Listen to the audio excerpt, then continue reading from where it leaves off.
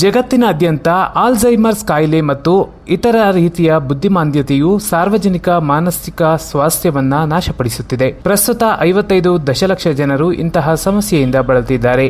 ಈ ವಿಷಯದ ಬಗ್ಗೆ ಅರಿವಿನ ಮತ್ತು ಬಳಲುತ್ತಿರುವವರ ಬೆಂಬಲದ ಪ್ರತೀಕವಾಗಿ kites senior care colourful whispers ಎಂಬ ಚಿತ್ರಕಲೆ ಪ್ರದರ್ಶನವನ್ನು ಆಯೋಜಿಸಿತ್ತು. ಇದು ವಿಶ್ವ ಆಲ್ಝೈಮರ್ಸ್ ದಿನವಾದ 21 ಸೆಪ್ಟೆಂಬರ್ 2024ರಂದು ದೊಮ್ಮಲೂರಿನ ಬೆಂಗಳೂರು ಇಂಟರ್ನ್ಯಾಷನಲ್ ಸೆಂಟರ್ನಲ್ಲಿ ಆಯೋಜನೆಗೊಂಡಿತು. ವಿಶೇಷವೆಂದರೆ ಈ ಪ್ರದರ್ಶನದಲ್ಲಿ ಕೈಟ್ಸ್ ಸೀನಿಯರ್ ಕೇರ್ ನಡೆಸುತ್ತಿರುವ ಬುದ್ಧಿಮಾಂದ್ಯ ಆರೈಕೆ ಕೇಂದ್ರದಲ್ಲಿ ದಾಖಲಾಗಿರುವ ಹಿರಿಯ ನಾಗರಿಕರಿಂದ ರಚಿಸಲಾದ ಚಿತ್ರಕಲೆಗಳು ಹಾಗೂ ಸೃಜನಶೀಲ ಕಲಾಕೃತಿಗಳು ಪ್ರದರ್ಶನಗೊಂಡವು. ಬೆಂಗಳೂರಿನ ಸಂಚಾರ ವಿಭಾಗದ ಜಂಟಿ ಆಯುಕ್ತರಾದ ಐಪಿಎಸ್ ಅಧಿಕಾರಿ ಎಂಎನ್ ಅನುಚೇತ್ ಅವರು ಮಾತನಾಡುತ್ತಾ, ಹಿರಿಯರ ಅನುಭವ ಮತ್ತು ಸೃಜನಶೀಲ ಮನೋಭಾವವನ್ನು ವೀಕ್ಷಿಸಲು ಇದೊಂದು ಸ್ಫೂರ್ತಿದಾಯಕ ಮತ್ತು ಉತ್ತಮ ಕಾರ್ಯಕ್ರಮ.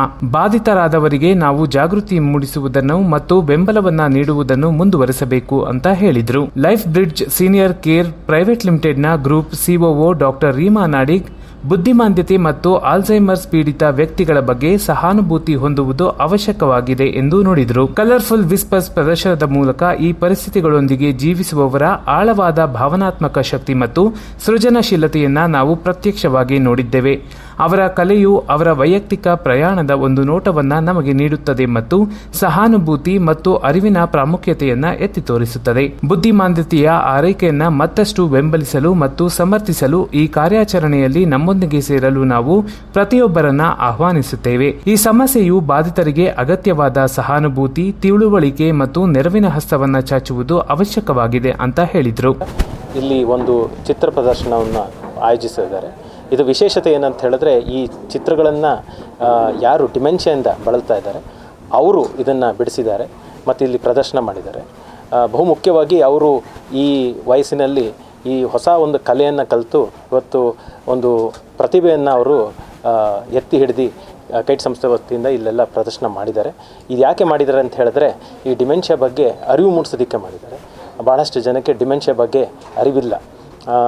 ಇಡೀ ಭಾರತ ದೇಶದಲ್ಲಿ ಸುಮಾರು 90 ಲಕ್ಷ ಜನರು ಇದರಿಂದ ಬಳಲ್ತಾ ಇದ್ದಾರೆ ಅಂತ ಒಂದು ಸ್ಟಡಿ ಹೇಳುತ್ತೆ.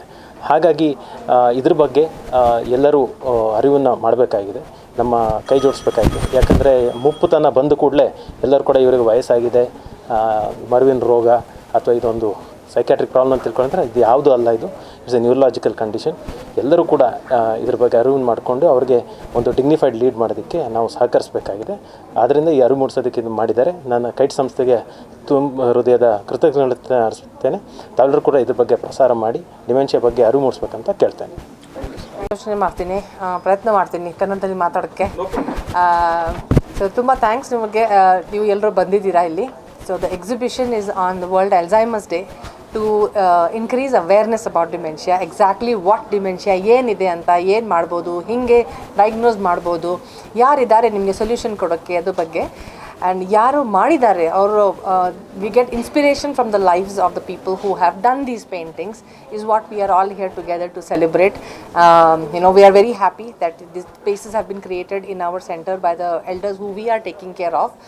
And to let you know that we have the India's largest dementia center in India. It's the largest center that we have, and we give all kind of services, which is memory clinic where we diagnose and stage dementia.